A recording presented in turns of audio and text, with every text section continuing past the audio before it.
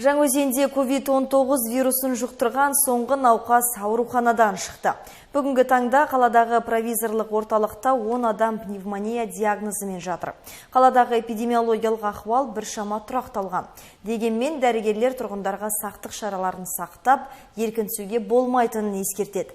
Қазір Жаңаөзенде провизорлық стационарлардың материалдық техникалық базаларын жақсарту жұмыстары жүргізіліп жатыр.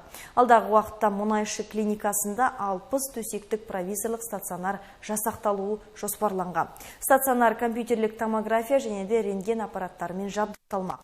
Бұл мақсатта демеушілер есебінен 1 миллиард 246 миллион.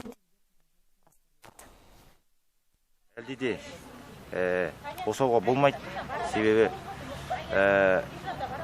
коронавирус инфекцияның шілде, тамыз айында, маусым айларында өзің ахуалын, оның халыққа тиген зардабын, шет жағасын көрдіңіз өзіңіз.